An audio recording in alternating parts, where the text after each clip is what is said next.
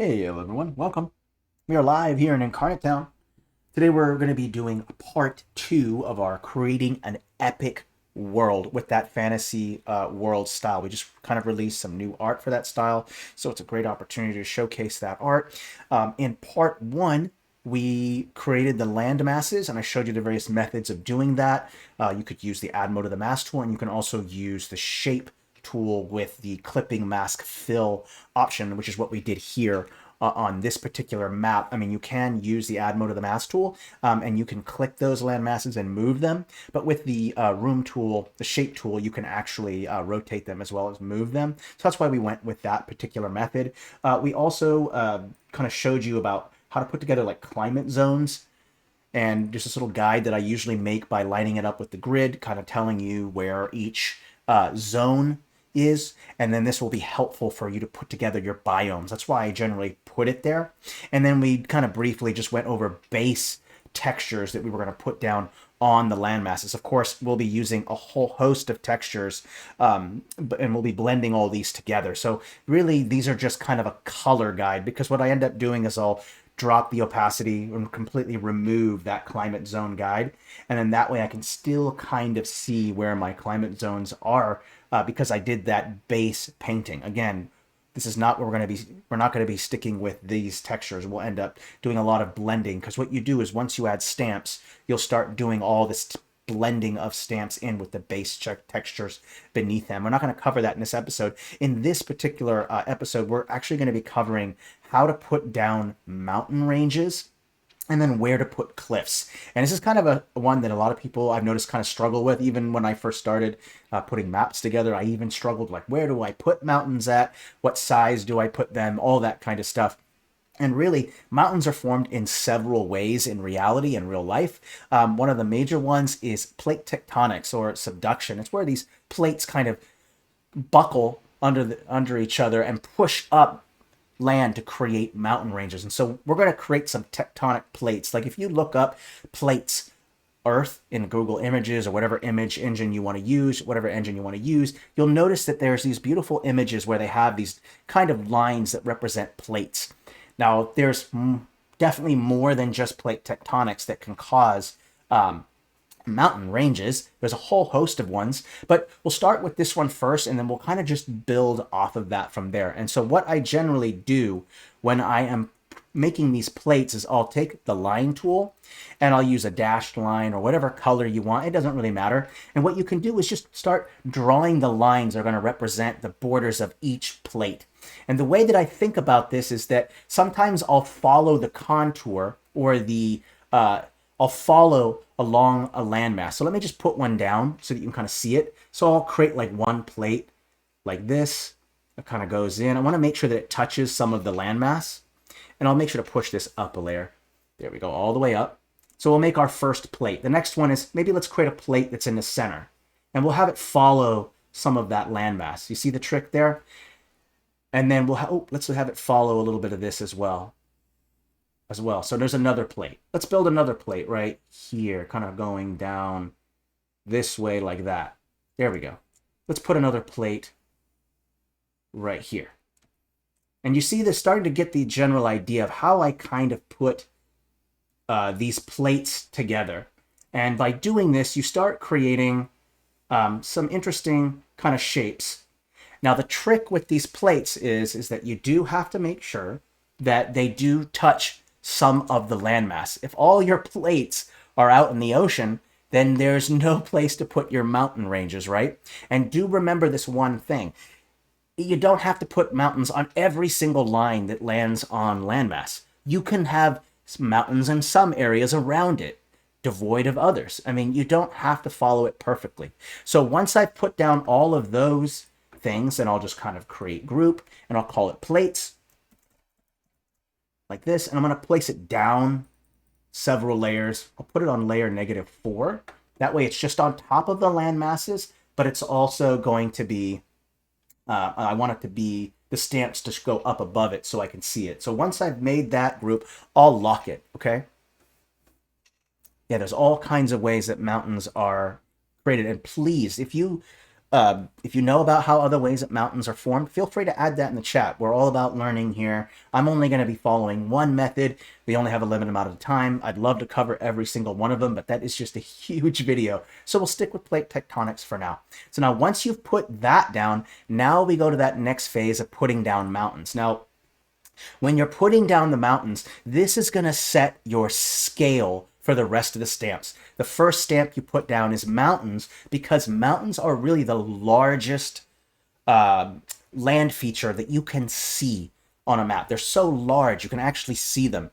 And so what this will do is it will set the scale for the rest of the stamps. Now, this is a stylistic issue that you, as a cartographer, has to decide.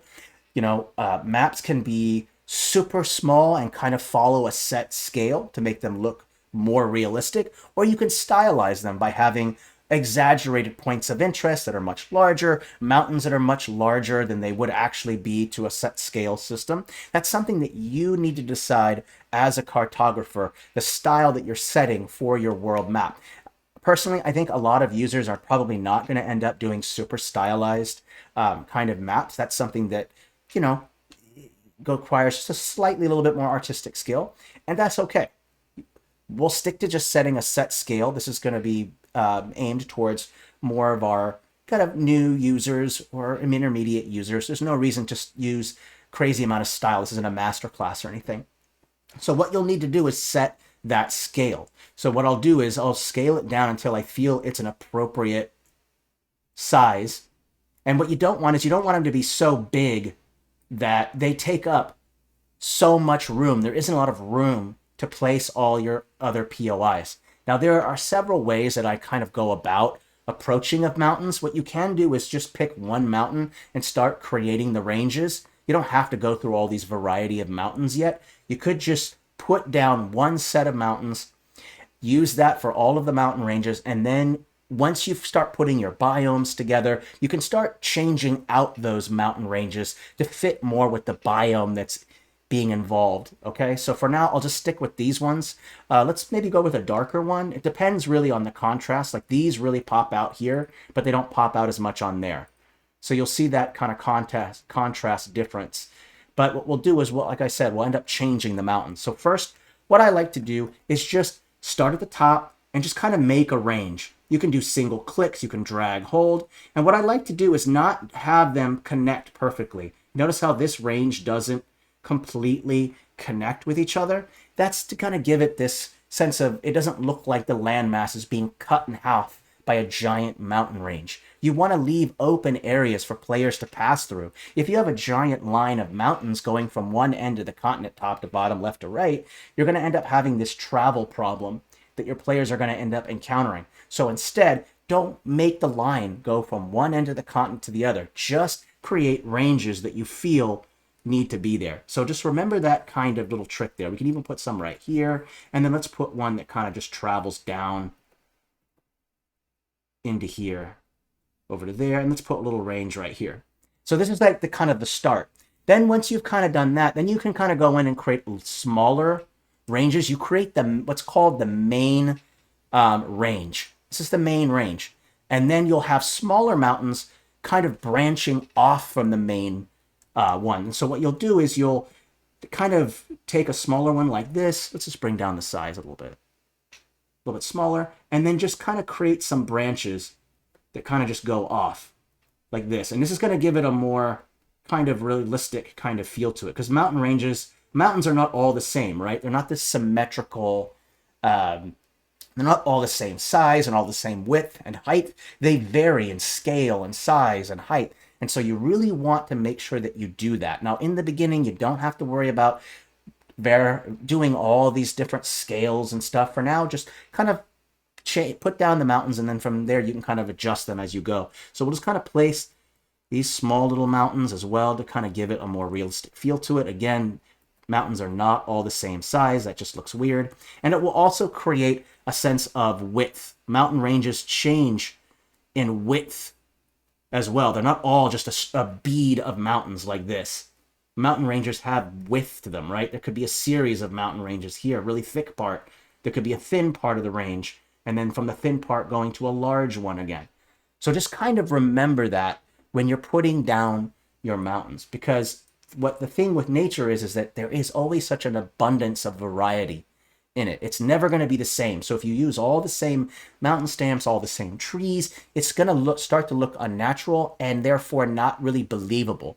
The trick to creating world maps is that there's a level of realism that the viewers, the players can relate to, as well as having fantasy elements, because you want things to pop out. That's where the contrast is. The contrast is between reality versus fantasy. So if you have some really fantastical elements in a map that has a lot of realistic elements, that's what's going to cause that to pop out. So just kind of remember that trick, okay? Lots of different ways to kind of go about mountain ranges. So now that we kind of have, some ranges on here, I'll add some last bit of mountains, and then we'll go to foothills, we'll go to cliffs, and we'll kind of go with some tricks about how to create the shadows of mountains, how to create mist in your mountains, how to create different variation in height. We're going to do all of that stuff. So let's just add some last bit of mountains in here. I'd like to add these little smaller ones in. Let's make sure that there's not cutting off the ability to move. Let's put some bigger ones over here. There we go. Okay. All right, so for right now, we're just going to stick with one continent, and then we'll move over to the next. So what I'll end up doing now is going back down and turning off that plate. We don't need that anymore. I can see where my mountain ranges are. Now you can kind of see what they look like on the landmass. Now let's talk about things that you can do with changing up the variety. You can select one particular stamp within the mountain range, go to this hamburger menu here, and select all stamps like this. Then you can go over to your selection, and then you can go to transform and change the height to give all of those mountains a nice, heavy height change. Notice that there's now these really, really tall mountains here. You can adjust them. I mean, it is true that all the same type of mountain within the set has been changed on its height, but you notice that it adds a lot of depth, right? Now you're noticing that some mountains are taller and some are shorter. This is going to create that sense of realism. Now you can also just select this and then replace it with a mountain range that has a little bit of snow on the top. That will also denote an amount of height. So we can do that if we want to. I can just delete that, then type in mountain like this, and then whichever ones have snow on them, then you can kind of select those. Like this one right here has some snow on it. You notice that it has the green right there. You can just go back to transform, bring that height back up, bring the width down, bring the size down, and then kind of place it right in here. And you'll kind of notice that you have a deeper mountain there. So there's always those kind of tricks. If you feel like you feel like there's too much snow on the whole mountain, you can also just use the line tool or the top layer and just paint a little bit of snow on the tips. Personally, I kind of like to do that once in a while. I think it kind of looks nice, but it's up to you. You can use luminosity if you want. I can totally show you what that looks like. Let me take this mountain range right here. Let me go to blend mode and then choose luminosity. And what that will do is we'll pick up the thing. Now, I don't do this with every single mountain range because mountains change and vary in color, and they're not always the same color. And what's nice is it also creates a contrast as well. These mountains kind of blend in behind, but if I make them brown, then they are contrasting that warmer color versus that cooler green color. So don't use luminosity on every single biome. Just do it on some biomes. Don't do it on all of them, okay? But I do like that idea. For instance, right here, you notice that these mountains way contrast. So what I'll do is we'll use that luminosity blend mode right here. And then what you will have to do is that you will have to change the brightness. What all that luminosity does is picks up the color. It doesn't pick up the brightness or the darkness. So you'll end up having to bring the brightness down on those ranges. Just kind of keep that in mind, okay? Just remember that little trick. Right, it's up to you which you feel will be the best kind of method. Experiment, play around with it. Sometimes some biomes work best with a luminosity blend mode and others don't. And the other issue that you kind of bump into with luminosity is that it will pick up the color on the ocean. So if you're overlapping, it might do that as well. So just kind of keep that in mind. Because there's a clipping mask on here, it doesn't. But some of the stamps that don't have a clipping mask and you're using the luminosity blend mode, just realize that if you're using a stamp without a clipping mask and it's overlapping, which by the way is super important. If you want to show depth, you absolutely should overlap mountains so that the tips of the mountains are overlapping the edges of your coastline. That's a great way to show depth. So I'll put one right there as well, just so you can kind of see it. Want to make sure that that's there. It's a super important thing to make sure that mountains are overlapping those coastlines. Super duper helpful. Okay? All right, so let's go back. Now, the other things that you can do is you can rotate individual stamps. Mountains never just go straight up. Sometimes they rotate. Just select a couple randos and just rotate them in various directions. And you'll end up having a whole host of interesting different mountain ranges. Because again, mountains don't just go straight up. Sometimes they move a little to the side, and especially in a fantasy world, right, where you might have a mountain range that's all rotated in one direction, right? Where if I take this like that and have them rotate that way, it's because it's some fantasy world. So keep that in mind when you're doing mountains. The other thing that you can do, great tricks with mountains, is you can select a whole range and then go to Shadow, Object Shadow, Custom Object Shadow, and then what you can do is you can create the shadow of the mountain. Now, my trick is that whatever color of the biome of the direction the shadow is being cast, the shadow should be roughly the same color. So if I use green right here, I'm going to use a dark green, and then I'm going to go ahead and change the horizontal offset. And I'm obviously going to change the vertical a little bit too, because I don't want the shadows to be too much. And then I'll change the intensity a little bit. And what this will do, it will create the illusion that you're creating a shadow of the mountain. Just know that when you do that, you need to make sure that all of the mountains have the shadow in the same direction. It's going to be really weird if you have the shadow of the mountains in several different directions on every different range. What that will do is it will make it look like there's more than one sun. But that's a cool trick, though. If your world has several suns, then it's not a bad idea to actually have your mountain shadow in various directions depending on where that sun is. So a nice kind of cool little trick. The other thing that you can do with object shadows is that you can also blend them in. You know, there's a lot of texturing involved in blending stamps. So the other thing you can do is you can actually use a object shadow to cause a stamp to blend in. So if I drop this down, choose a kind of brownish, darker brownish color, and then maybe boost up that intensity just a little bit, the blur a little bit, what you can do is you can cause the mountains to blend in with the stamp, with the textures beneath it. Kind of a nice little trick that you can do for blending that doesn't require doing thousands of brush strokes to make sure that your stamps aren't blended in. Okay, so nice little trick there to do that. And the last trick that you can do is you can create weather. Now remember, mountains are so large that they create their own weather. And in fact, the mountains are so large, they influence the creation of biomes around them. That's why you're placing your mountains first, because mountains are going to dictate a lot of the biomes around them because of the weather that's generated around mountains. So super important to kind of remember that. So let's create some weather. And what you can do is just go back, use white or gray or whatever color. If it's storm, you can use black, but take white and then bring it up like this. And then you have this version of like maybe your misty mountains or whatever. Okay, just bring the intensity down, bring the vertical part up. And now you have some misty mountains, some weather, whether it's snow, whether it's just the mist, whether it's cloud formations, whatever it might be. Okay, great locations to use this kind of mist technique is in your polar regions where there's always constantly cold, fog, and mist. You can put it in your another good place to put it is in your tropics and subtropics where there's going to be a lot of rain. Those kind of clouds make kind of sense in those particular ranges. The places where you wouldn't have a lot of clouds in a mountain range is maybe right next to a wasteland or a desert, right? So just kind of keep that in mind. for now, I'll just turn off the object shadows for now, but I just wanted to show you those cool little tricks that you can use when you're putting down your mountain. So there's a lot of cool little tricks. There's also other things you can do as well. Like you can select random stamps in a set and then just bring the brightness down a little bit.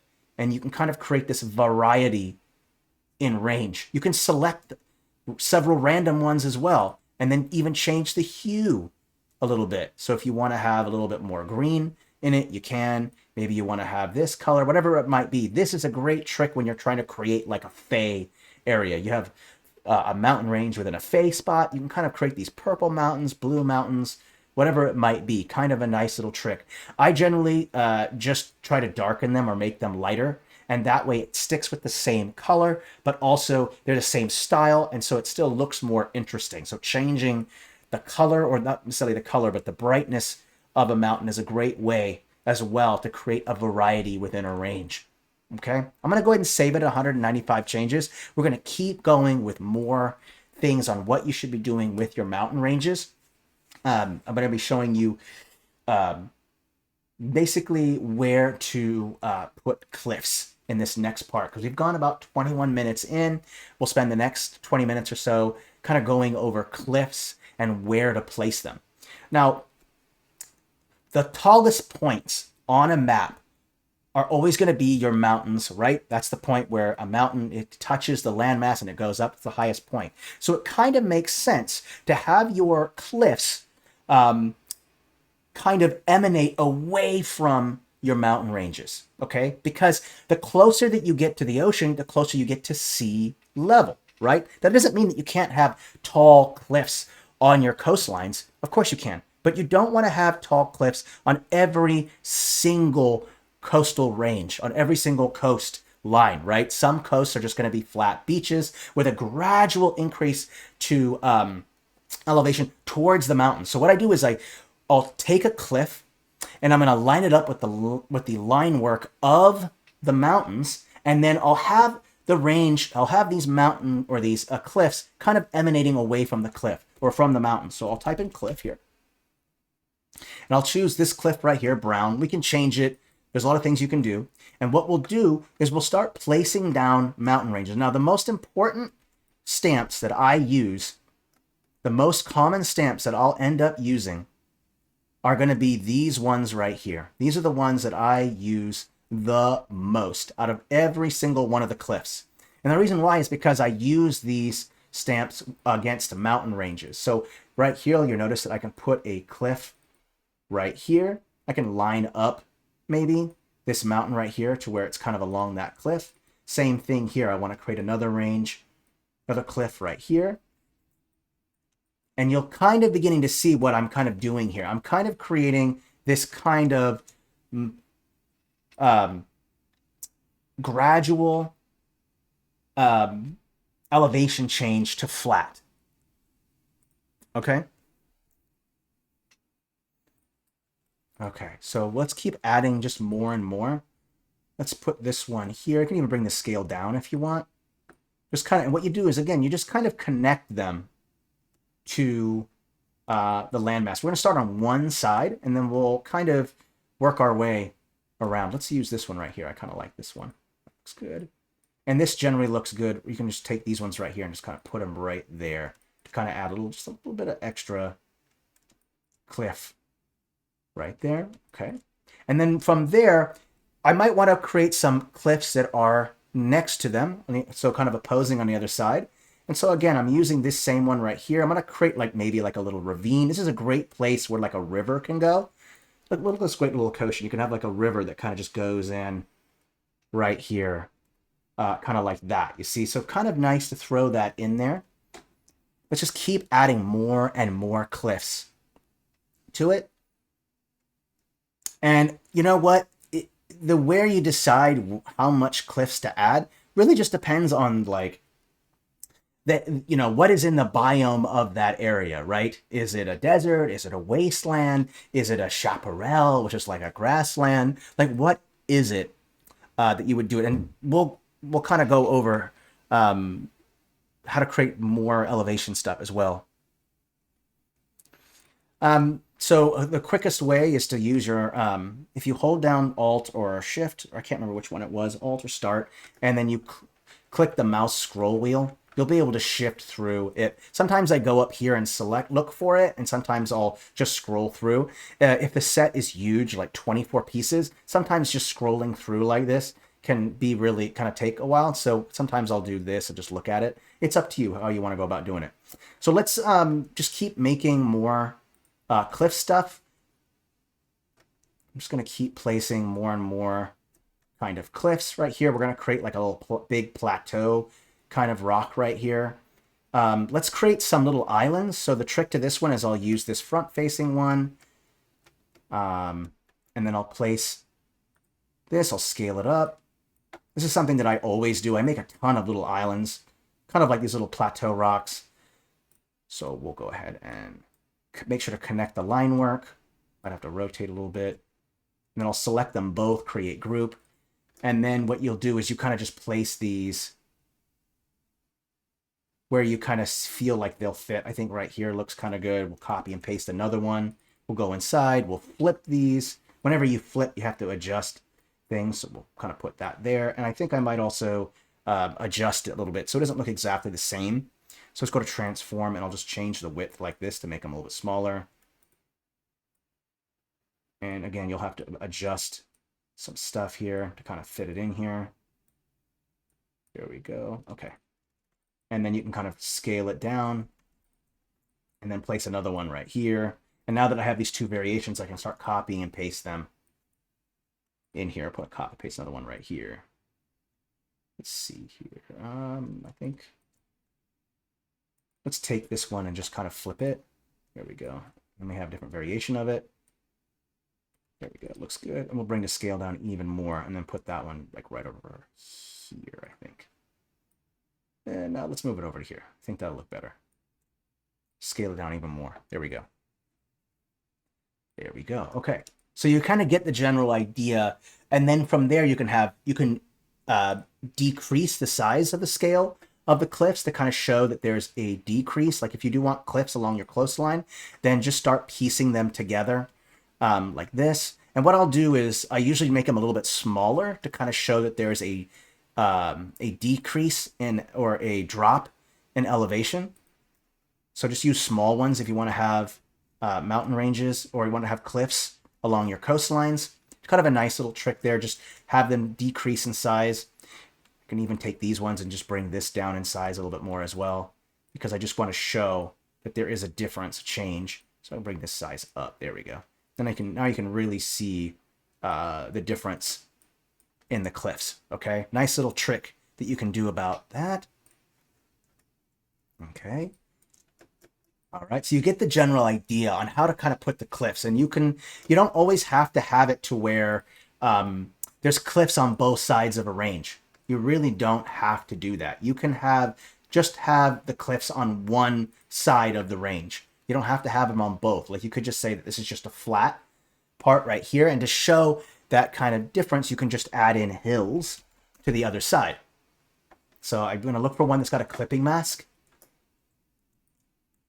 Give it a second to load, and then you can just kind of place these hills, really kind of tuck them into the base of the mountain. Don't be afraid to really tuck them in there. I think that's kind of important. You want them to have it look like they're just kind of a part of it. So then you'll create the larger hills closer to the mountains, and then the furthest you go, the further that you go away from the mountains, the more scattered and smaller the hills are going to become. You see the same concept, right? I did with the cliffs, right? The cliffs become more scattered and they become smaller the furthest you go away from the mountain range. Same thing with the hills. The furthest that you get away, the smaller that they get. Okay? So just get that general idea when you're putting down your hills. So you kind of get the general idea. I'm going to go ahead and save it here. I'm going to check our time. We're at 3:30. Oh, we got time for other stuff as well. That's great. So this is kind of a fun one. I really, really enjoy putting this together. The thing is, I will say about cliffs is that they are a little time consuming to put together. So just kind of know that. What I would do is that if you don't feel you have a lot of time, just add in where the cliffs where you feel you need them. It's okay to have flat areas. Not every single region has to have cliffs, because remember, the trick is contrast. What makes a flat area pop out is having an area where there's not flat. So use those contrasts. And always remember to have some negative space on your map. Now, when I say negative space, I mean an area where there's no stamps. Okay? For example, this right here, no stamps right here. Why does that pop out? Because I have an area right next to it with stamps, which I'm going to call positive area. So the positive space is where it's populated with stamps. Negative space is where it's not populated by any stamps. It's just texture. And remember that trick. So you want to make sure that you have some areas where there's no stamps, but you do want to maybe add in some artifacts, like maybe a grass texture or whatever, in that area, so at least you have some kind of artifacts on the ground. You don't want a completely flat texture, just a little bit. But we'll go into that in another episode. Let's just kind of stay focused on our cliff. Now, what I'll do with the cliffs is I want to blend them in, right? Seems kind of crazy that it would just be green. So remember that trick I showed you with the mountains for blending? It's the same trick. Just go select all from the set. You can go right over to shadow, custom object shadow. Don't make it black. You're going to want to make it brown. And then just take a brown kind of texture there. You can boost the intensity a little bit. And then now you have these cliffs that nicely blend in beneath it. Now, what you will have to do, though, is what I can do is I'm going to undo all of that. And I'm going to go ahead and select each one of these little things, and I'm going to go ahead and ungroup them so that way they get selected. So I'll ungroup, there we go. And then I'll select all from this set, there we go. And then I can go back, object shadow, and then use that brown color to have them blend in. We don't have a brown color, so just go to orange and then just go down to make it brown. And then again, just remember, boost that intensity a little bit so you can see that brown.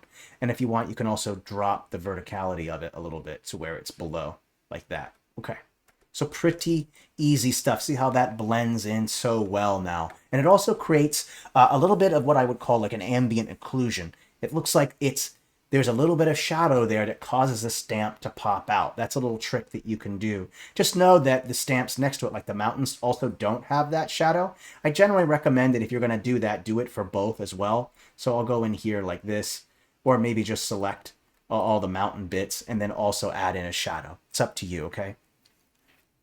All right, so nice tricks. Remember, you don't have to do all this work of all this texturing. I've noticed that a lot of people, that is like one of the biggest issues I see with a lot of world maps, is that people just don't add enough texturing to blend in their stamps that they've chosen to put on the map.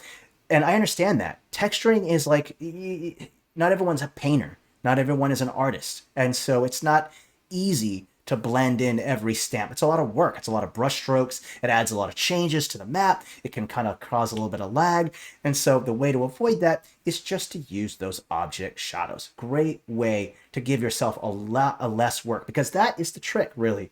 A part of it, of being a good cartographer, is not just being a good artist, but knowing how to cut your work time, your creation time in half.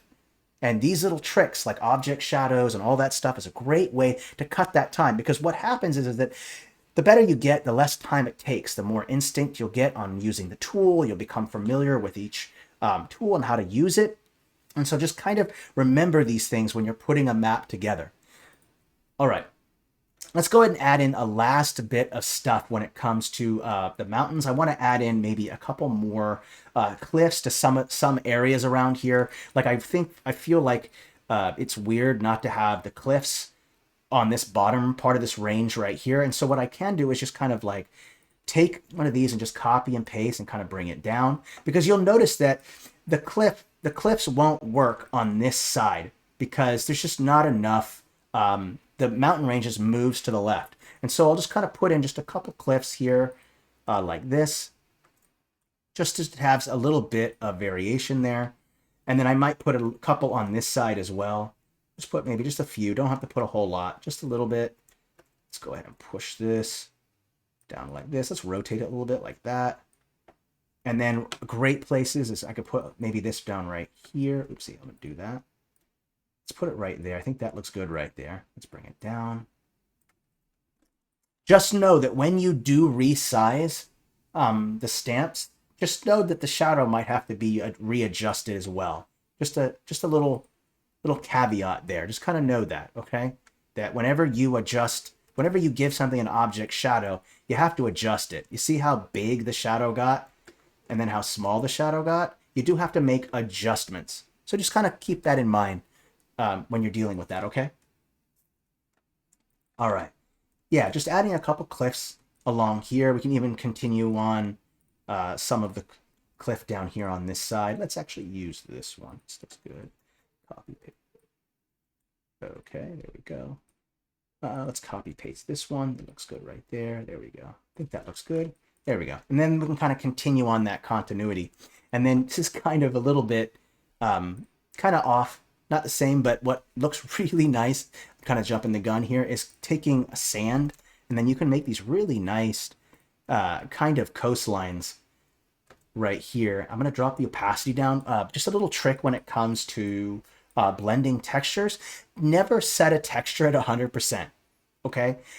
With a painter, multiple strokes when they're putting a painting in. It's going to be the same thing with blending. There's just no such thing as just 100% opacity on a texture, and as soon as you apply it, it's going to look good. No.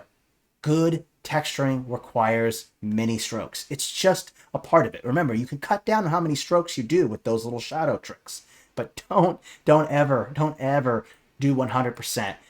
It's just not going to blend properly. You'll have to end up changing it. But cool little trick here, you can kind of take a shoreline here and just kind of put this yellow, that little shore right here, and it could just look so nice, especially up against a cliff like that. Okay, little trick there when you're putting your coastline. All right, cliffs are perfect for that. They're just perfect. You can put the coastline or the coast, the beach, just right along that cliff, and it just looks so nice in my opinion. Okay, now let's go ahead and continue on, just kind of blending more of this. What I'll do is I'll probably take every single one of these mountains right here, and I'll probably add a little bit of a shadow to it. Let's see here. Let's select just to select every single one for now. We'll select it all from this set. We're going to go to Object Shadow. Go with Custom Object Shadow. Let's go ahead and go with Default. Switch over to Custom. And remember how to do that brown. Just use that orange. There we go. Get that dark color in there. Drop the offset a little bit. And then, there we go. Let's boost this a little bit so it kind of blends in more. And then the last thing I'll do is select all these hills. Select all these hills, because you notice that brown causes a problem with the hills. So this is where I'm going to fix that problem by just using the luminosity kind of blend mode. And then I'll be able to kind of catch that in here. So let's move these around. There we go. Move that here. There we go. Looks good. All right. And you can do the same thing with the hills. The hills are going to have shadows. So you just select all from this set. Custom Object Shadow. Remember, use the color of the biome wherever it is. So a dark kind of green kind of makes sense. We'll bring the blur up. We'll bring the intensity so I can kind of see it more. There we go. We'll move this off to the side here. There we go. And then we have a little bit of a kind of a dark shadow right there. And already it's looking so good, right? It just looks so cool. You've already got all of these different elements, different colors of mountains and different variations of the mountains, the cliffs that kind of hold it together and all that stuff. So it's really nice. It's already looking kind of nice already, right? I'm gonna go ahead and save it at 87 changes. Just know that, you're just gonna end up having to make adjustments as you go when you're putting down the cliffs. So what the last kind of thing that I'll do, because right now we're at about 40 after, I don't want to take too long, is I'll show you how to blend in more of the mountains with the cliffs. Okay, and so what we'll do is we'll kind of pick a texture. Now there's a lot of different textures that you kind of use, but to be honest with you, I find that alpha textures are incredibly helpful for blending. So what we'll do is I'm going to go just into Inkarnate. I'm not going to use Fantasy World. I'll use a mixture of textures to kind of do this. But I'll show you some really cool tricks. When one thing that you really are going to find very helpful for blending is alpha textures. I find that alpha textures are very helpful. For those of you who are not familiar with what an alpha texture is, it just means that it supports transparency. So the negative space, and again, when I refer to negative space, I mean where you don't see artifacts on the thumbnails, where you see like that gray color, that's negative space. So whatever texture is beneath that is going to show up. All right, so let me just put one down so you can kind of just see what I mean by that. An alpha texture. Notice that when I put it down, it only puts those artifacts. Very, very, very, very helpful. Just know that when you are using when you're using textures from different styles, just know that it's going to require some tweaking. They don't generally work right out of the box. So this is kind of just a power user tip here. Because they're different styles, are going to be at different scales, are going to be at different line works. So you'll have to finagle a little bit in the advanced settings. So one thing is you'll have to change the scale. So you'll have to really bring the scale down quite a bit to really, really kind of show that. And then the other thing I might want to do is I also want it to be around the same kind of color as that mountain right there. So I'll maybe bring the brightness up a little bit, and let's just apply it just to see what it looks like real quick. And what this is I'm just trying to blend in some cliffs, or some of these, let's go 100% to see what it looks like. Just to kind of throw in some of this texture right here. It's just to kind of create this illusion of a little bit more rock along the edge there. And sometimes it doesn't always work well, because you notice that sometimes it doesn't always look good. I'll go ahead and undo those. I kind of feel the problem here is that the color seems a little off, but you get the general idea. It could probably be a little bit brighter too. I seem that the color is quite a bit still different from the other ones. So let's go back to color here. Let's boost the color up so I can really see it. Hue. I'm looking for is kind of that orangish kind of color. Purplish. Let's really bump that saturation. This is when I try to find the right color that I'm trying to match stuff, what I'll end up doing is I'll just boost that saturation way up, and then that way I can kind of see it better. So I'll use that. I think this looks, yeah, see, that seems to be a little bit closer in the right color, so that works good. Let's go back to history, and let's just undo all that rocky alpha ground texture. We'll just go to hill and just go to restore, and it removes it. Perfect, that's great. So let's go back to the texture here. We're gonna change that brush. We'll change that texture size again. I really wanna make sure that it really, really show in there. There we go, as much as possible. Let's bring it down real, real small. Okay, there we go. Now we can go ahead and just go in here, single click. And that way we can throw in some artifacts. Because you know what? It wouldn't just be smooth transition from grass right onto the mountain, right? I mean, yeah, that does happen, sure. But throwing a little bit of rubble, a little bit of rock along here should help to also blend it in with that base texture. It's not something that you have to do, but I've noticed that it helps. Alpha textures really, really, really are kind of the magic texture that helps to blend in, because this way you're not having to go back and forth switching between two textures. The alpha texture will allow the two textures that you're trying to blend together, because the alpha texture will leave that negative space underneath it. So it's a nice little trick when you're trying to create blending between two biomes or blending between stamps. All very, very helpful. Let's also put some snow on the mountains. You can just select an individual mountain, and that way you don't have to use a stamp or anything. And then you can just take this and then just bring the snow up like this. So this way you kind of have this illusion that there's some white, if you want to do it that way. If you don't like that, then you can put some clouds over it, or you can just use the path tool or the shape tool, line tool. You'll have to choose white. You'll have to go here and choose a straight line. What I generally do is I'll just like place a line down first so I can kind of edit it live, so I can look at it. I can change it to blur. And then I can even change the blend mode if I want. Overlay is generally a good blend mode. You don't have to use that if you don't want to. Make sure that it's a layer above the mountain. Let's take a look at it with just normal. So that's what it looks like normally.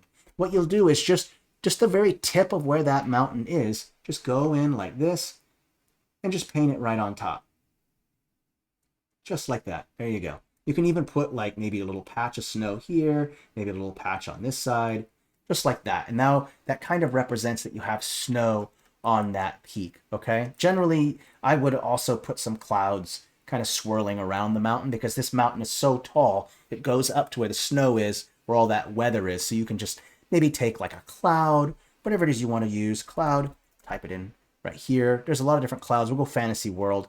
There's a cloud right here, and you can kind of just place it just right up here. Just make sure it goes above it, and then also bring the opacity down, so that way you can still see the range a little bit. Putting it at full speed like this hides it. That's fine if you want to create like a fog of war. Maybe there's a secret gate or location on top of that mountain, and you don't want your players to see that location.